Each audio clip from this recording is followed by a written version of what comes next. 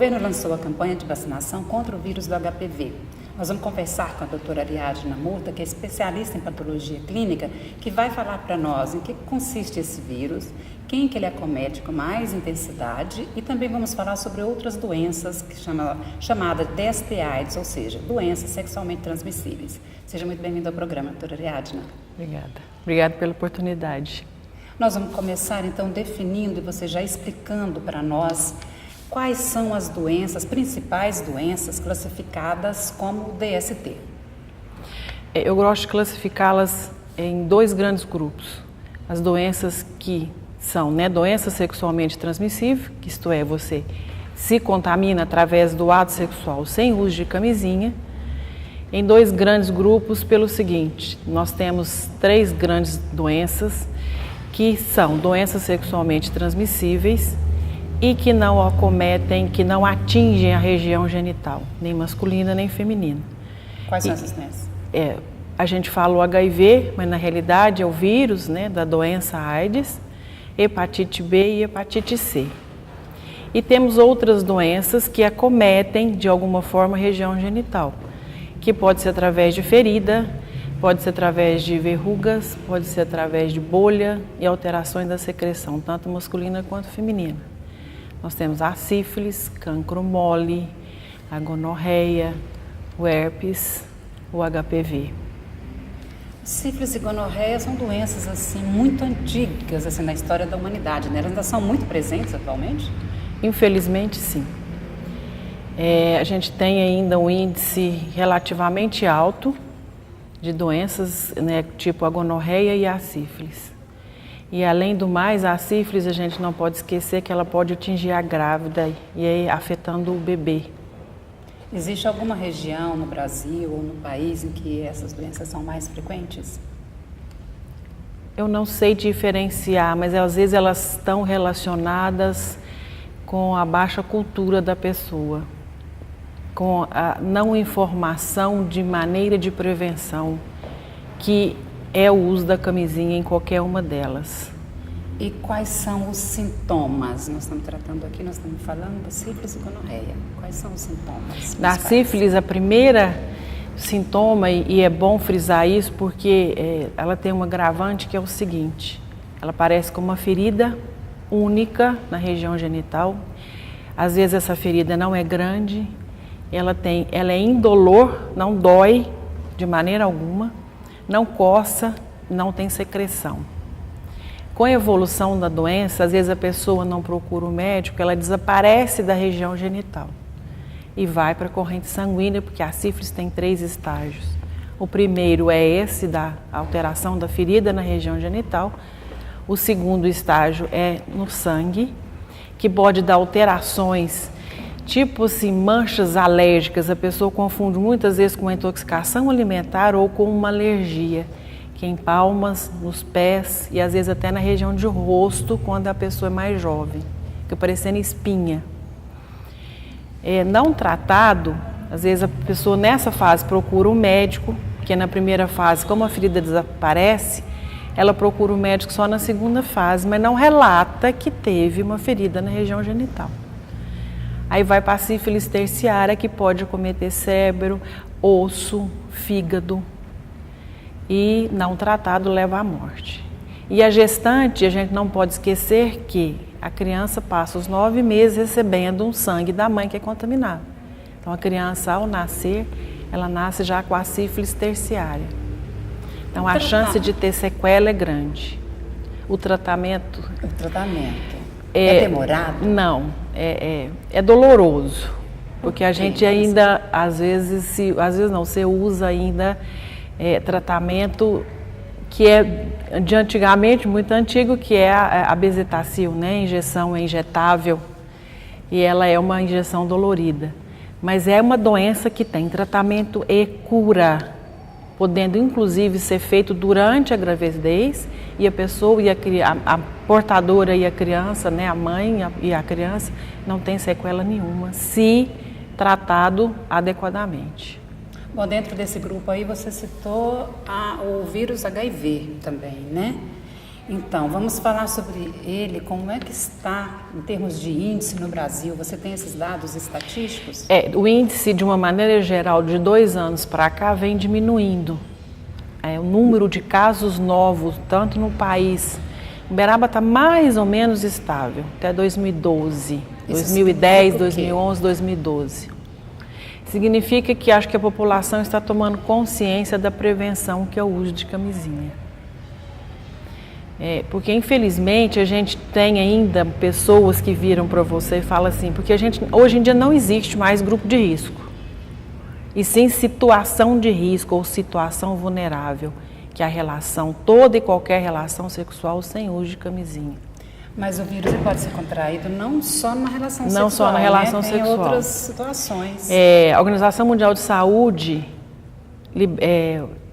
tem um programa na qual você tem a dosagem de doenças sexualmente transmissíveis em gestantes, justamente por isso, por ser preventivo, né? E uma das formas de transmissão, além da doença sexualmente, é de sangue contaminado, que aí você pode incluir os usuários de drogas, que fazem uso de droga injetável, que compartilha seringa. Você pode incluir não só, aí eu vou fazer um adendo, não só do HIV, como hepatite B e C, a gente não pode esquecer das manicures e dos barbeiros, porque esses vírus são altamente, tem grande índice na população, que vai a manicure e vai a barbeiro, que faz piercing em local que não é adequadamente material esterilizado. A gente tem esses pormenores. Agora, outra forma de contaminação do HIV é durante a gestação, e a mãe que é portadora do vírus, a mulher que é portadora do vírus não pode amamentar, que também é a 4ª forma de contaminação. Então é uma doença que você faz o exame preventivo, porque a grávida recebe tratamento durante a gestação e a chance da criança nascer com a doença é praticamente zero. Ela só não pode amamentar. É muito crescente o uso de crack, tem várias maneiras de usar esse crack. Inclusive eles compartilham uma peça que eu não sei se chama cachimbo. É o cachimbo. Também é perigoso? Já tem relatos de trabalho descrito que vai aumentar provavelmente o índice, e a gente aí, não só do HIV, como hepatite B e hepatite C também, que são doenças sexualmente transmissíveis, através do uso do cachimbo compartilhado, porque na realidade ele é feito de material não próprio, né, inapropriado, e isso provoca às vezes um machucado em lábio, em boca, e às vezes a pessoa usa num grupo e ele vai transmitindo, quem é portador vai transmitindo o vírus às outras pessoas.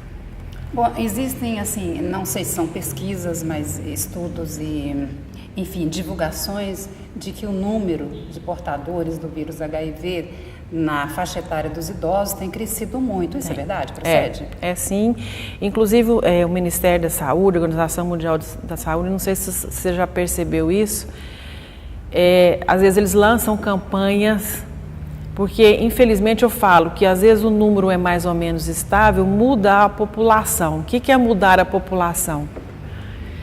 Você tem uma noção, começou entre homossexuais, não existe isso mais hoje, porque tanto a mulher quanto o homem se contamina.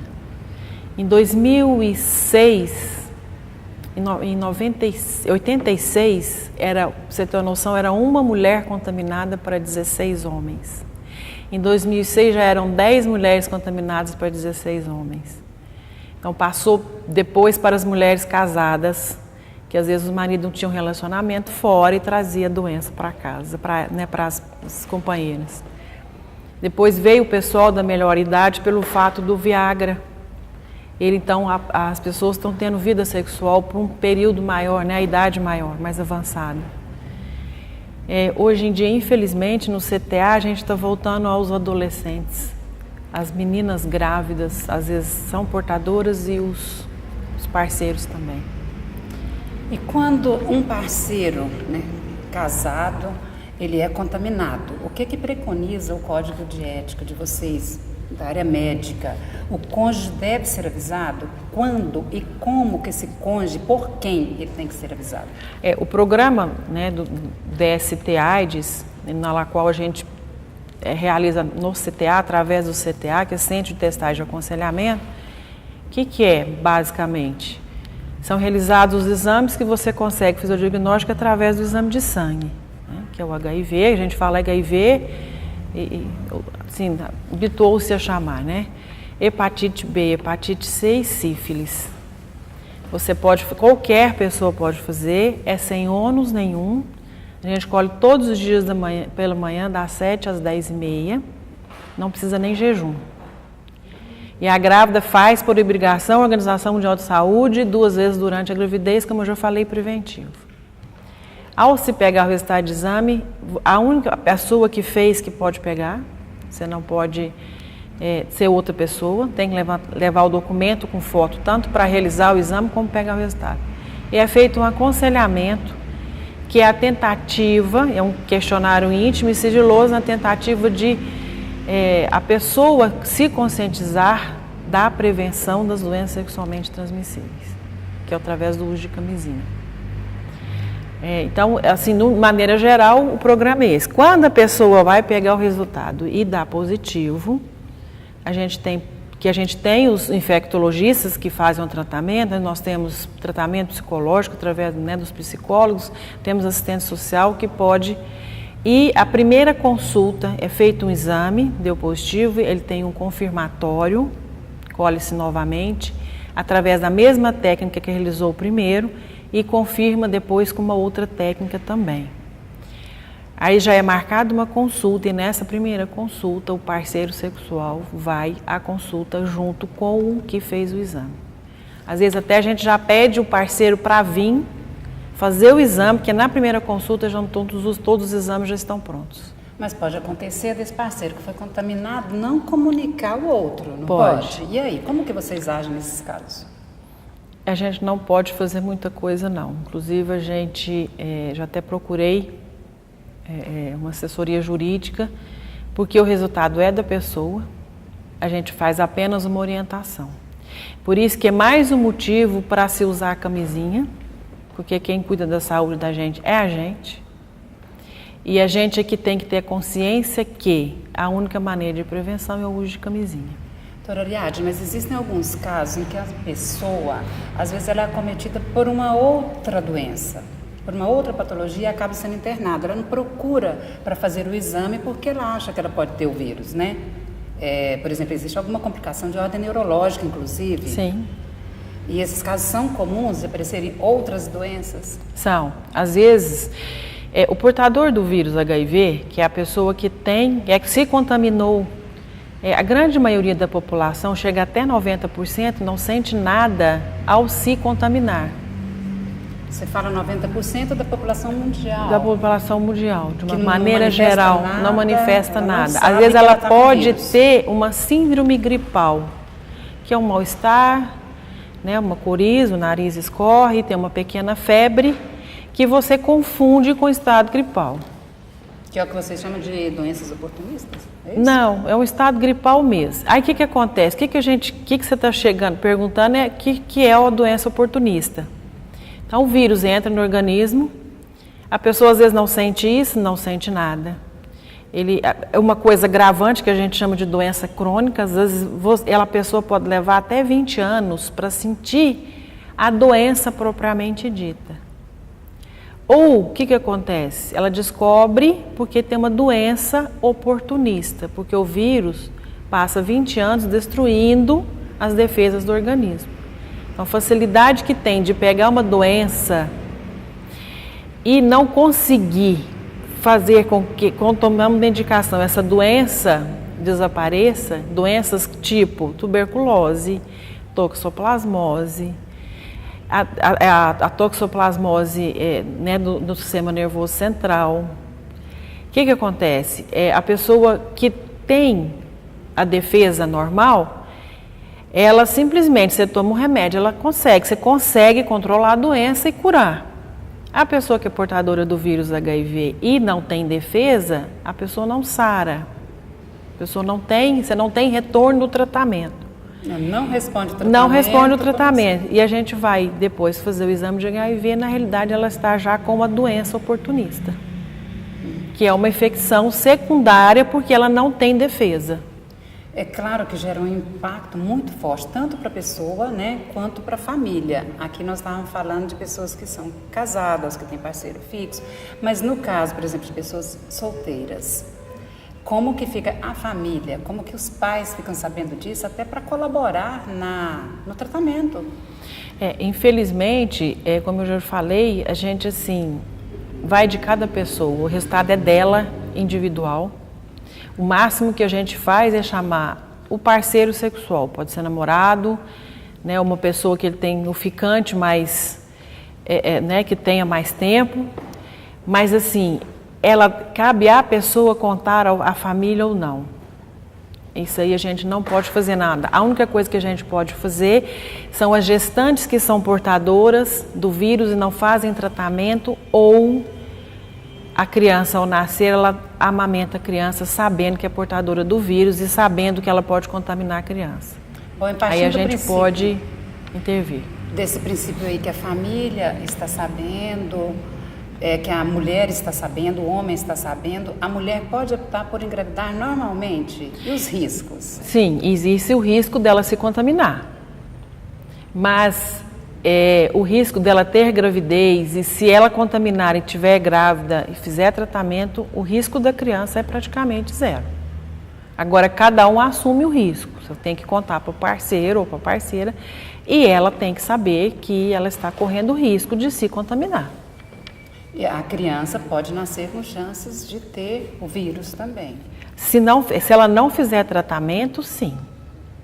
Mas como hoje existe o tratamento durante a gravidez e o parto é programado, e essa criança é acompanhada no mínimo por 2 anos depois que nasce, a chance, se ela fizer realmente tratamento como, né, o médico preconiza, a chance da criança ter o HIV é praticamente zero.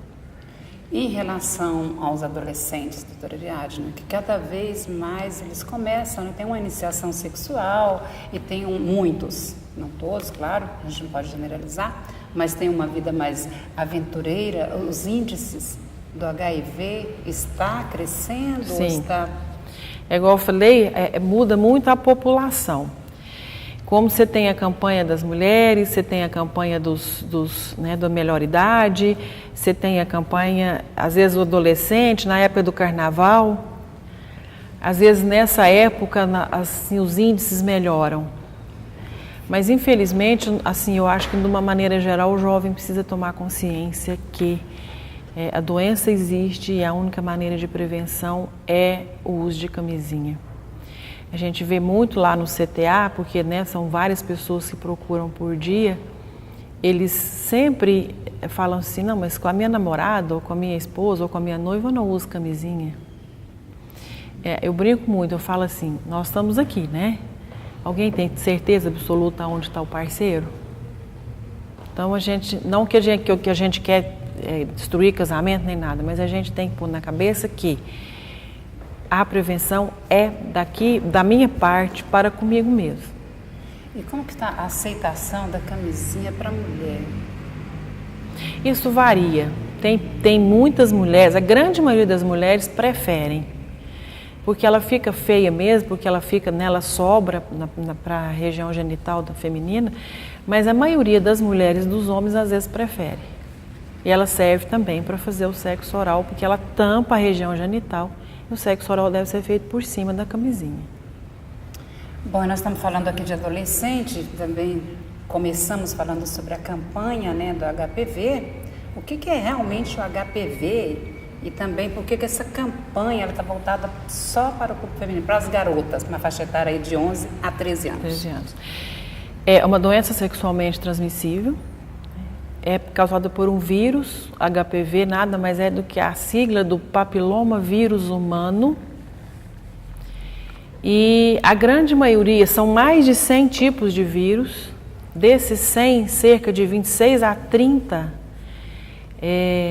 desses 100, eles atingem, acometem o ser humano, né? Que tem também os que acometem animais, que são HPV, mas eles não acometem, não misturam entre espécies. Desses, de 26 a 30, tem uns que vão para a pele, aquelas verrugas que dão na pele são causadas por HPV, e já tem uns que gostam de ficar no revestimento do útero e do pênis. Quando você fala na pele, pode aparecer em qualquer parte do corpo? Sim. Ou pode aparecer no braço, no rosto, sim, nas costas? nos membros, sim. Então, quando aparece uma verruga nova, a pessoa tem que tomar cuidado e já buscar fazer um exame? Não pode ser uma verruga, não é algo assim tão comum que pode ser banalizado, desprezado? Do HPV, o problema dela é que ela fica parecendo assim, ela tem um aspecto feio. Então, geralmente, a pessoa procura um dermatologista porque ela tem um aspecto feio. E você como pode... Feio? Coloração? Não, ela é o aspecto mesmo, ela parece assim... Como é que eu te falo? Uma couve-flor. Sabe aquele aspecto de couve-flor? Então fica feio, porque às vezes acomete dedo, né, braço, regiões assim que às vezes a gente esbarra muito, às vezes, né, então ela tem um aspecto feio, a pessoa geralmente quer tirar. E tem como você fazer o tratamento através de alguns ácidos, né, não só na pele, como também da região de colo de útero e do pênis, né, no homem. A campanha está voltada para os jovens, né? Como eu falei, mas para as meninas, por que só para as garotas? Na realidade, o que acontece?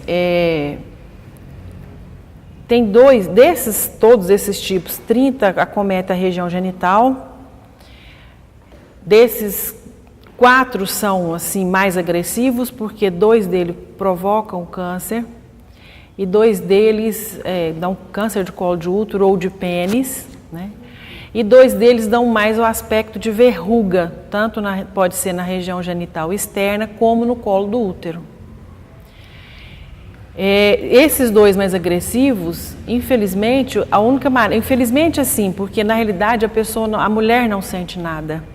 A mulher não tem alteração de secreção, não tem ardor, não tem dor ao ter relação sexual, não altera nada. A única maneira de se fazer o diagnóstico é através do exame de Papa Nicolau ou de citologia, né, de prevenção contra o câncer de colo de útero. Então, por que as mulheres, né, nos homens também, né, eles são acometidos, e os que dão, mesmo que dão no câncer na mulher, dão no homem também?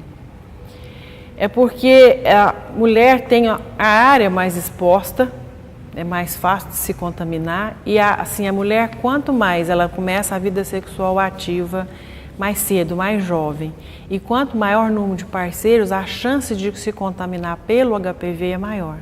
Mas por que o governo está investindo nessa prevenção? É por prevenção mesmo, porque essa vacina não é de cura, é a prevenção, é a tentativa de prevenir realmente. Porque acredita-se que 50% da população mundial um dia vai ter HPV. Bom, a partir de 2015, o governo também já vai começar, né, a vacinar a partir dos 9 anos de idade. Que é o pré-adolescente. Não é muito cedo? Não, porque teoricamente ela é virgem, a grande maioria é virgem, não teve contato sexual, então a chance de se contaminar é muito pequena. Então ela vai funcionar como preventivo mesmo. Essa vacina, ela vai ser disponibilizada, né, na rede pública. Na rede pública, de um modo geral. Mas quem tiver acesso pode ir na rede particular, porque ela já existe? Existe a vacina bivalente, que são desses 2 que causam câncer tanto de colo de útero quanto de pênis, e a quadrivalente. E que existe essas 2 mais agressivas, essas 2 que causam verrugas, né? E essa quadrivalente era aconselhada para as mulheres, e já o governo parece que já liberou para homens também. E para homens, senão, eu não tenho que ter certeza se vai ser a quadrivalente. E eles vão começar a fazer campanha para homem também. Bom, como é um trabalho preventivo, mas uma jovem, né, uma mulher que ela tem esse vírus do HPV, ela tem alguma dificuldade para engravidar ou tem algum outro tipo de problema? O problema é realmente o câncer de colo de útero. Com relação a engravidar, essa alteração no colo do útero pode levar, por exemplo, a mudar o pH, a ter dificuldade de espermatozoide de subir para a cavidade uterina, mas assim, pela doença em si, não. A prevenção, ela vem associada, né, doutora Ariadne, com um processo educativo, que envolve a família, não é? Como que pode ser feito isso? A família, por exemplo, vai chegar para sua filha com 9 anos, com 10 anos, e levar para uma vacina. Tem que ter uma abertura de um diálogo muito bom, né? Tem. E esse diálogo tem que ser aberto não só para a vacina, mas eu acho que para todas as doenças sexualmente transmissíveis, os pais têm que conversar, porque por mais que você faça campanha em escolas, nada melhor do que o exemplo dos pais para a pessoa, eu brinco, né, para assimilar, para a pessoa realmente fazer, porque pai e mãe é cópia, né? A gente copia o que pai e mãe faz. Então, nesse caso, o pai tem que ir fazer, a mãe tem que ir fazer? Será que seria melhor? Ou seria então, um comportamento? ou uma conversa, né? Quando a pessoa, o adolescente, começar a conversar e explicar a maneira de prevenção, que existem doenças, porque o tratado que é na escola, existe isso, existe, mas não tem o mesmo foco, tem um foco do aprendizado. Eu não estou falando que está errado, mas o foco que a gente dá, por exemplo, no CTA, é para prevenção mesmo. Tem muitos jovens que às vezes eles compartilham mais com os amigos, né? Isso é perfeitamente natural, principalmente esse tipo de diálogo, do que com os pais. Então, será que era possível ter uma rede de pais com uma rede de amigos, assim? E foi até bom você tocar nesse assunto, porque lá no CTA, por exemplo, a gente acolhe qualquer. A partir dos 16 anos de idade, inclusive, se ele quiser fazer o exame sem ser acompanhado com os pais, ele pode. Com 15 anos, o que a gente pede para a mãe levar, mesmo assim quando não tem documento. E acontece muito da mãe chegar com o filho lá, ou com a filha, para poder... Isso é comum? Acontece. Para fazer o exame? Acontece. E a gente quer falar que é sigiloso, apesar do pai e a mãe acompanhar, ou o responsável, é sigiloso. A pessoa responde um questionário antes de fazer o exame, na hora de coletar o exame é sozinho, na hora de pegar o resultado do exame a pessoa pode acompanhar até na porta da sala. Cada um pega o seu exame, é estritamente sigiloso. Doutora Ariadne, você como médica, como profissional da área de saúde, da rede pública do município, também faz muitas palestras nas empresas, né? E você consegue acompanhar o resultado dessas palestras, a eficiência delas? De uma certa forma, sim, a aceitação é muito boa. Em termos de divulgação, eu acho muito necessário, porque por mais que faça campanhas, quer dizer, o CTA, esse ano principalmente, vão ser feitos eventos, né, em praças todo sábado. A gente faz campanha na época da exposição, a gente faz campanha junto ao Detran, aos postos, por exemplo, alguns postos de gasolina, né, que são perto da rodovia, que na semana do trânsito a gente faz os testes rápidos. A gente faz dia 1º de dezembro, que é Dia Mundial, né, de Combate à AIDS, na Semana do Orgulho Gay, na parada, a gente faz os testes rápidos ou acompanha de alguma forma. E parece que tem hora que você chega no lugar, a pessoa não sabe nem que existe, por mais que a gente faça divulgação. Isso é uma palestra que é obrigatória nas semanas de prevenção de acidente de trabalho, né? É do Ministério do Trabalho. Então toda empresa deve ter esse tipo de palestra? E assim, você tem que ter. Se você fez a semana de prevenção de acidente de trabalho, a palestra de doença sexualmente transmissível, ela é obrigatória. Então, assim, eu acho de grande valia, porque além de você passar essa informação para as pessoas, a gente vê o retorno disso lá no CTA. Muitas vezes a gente faz palestra num dia, quando é no outro dia cedinho, tem gente lá que foi no dia anterior, que eu fiz a palestra, está lá fazendo o exame. Aí você explica, né, toda uma situação, então você vê muito isso, você vê esse retorno dessa maneira. Nós estamos conversando com a doutora Ariadne na Murta, né, sobre a prevenção com as DSTs, ou as doenças sexualmente transmissíveis. E estamos encerrando esse tema, que ele tem tudo a ver com saúde, com a cidadania e com a responsabilidade social. Mas a chave ainda é prevenção, doutora Ariadne? Sim, a chave ainda é prevenção. Porque, infelizmente, HIV, hepatite B e C... Hepatite B e C, você ainda controla a doença, às vezes você consegue eliminar, mas HIV não. Não é atestado de óbito. Mas não tem cura. Mas não tem cura. É um tratamento para o resto da vida, um acompanhamento para o resto da vida. A pessoa pode ter vida normal? Sim. A gente não tem que ter preconceito, que a pessoa, vida familiar, no trabalho, em casa, em vida social, é normal. Só que ela precisa fazer o tratamento e ser acompanhada regularmente. O programa Movimento é uma produção da Câmara Municipal de Uberaba, que é presidida pelo vereador Elmar Humberto Goulart. Muito obrigada por sua presença, doutora Ariadna Murta. Eu que agradeço a oportunidade. Obrigada pela sua audiência e até breve.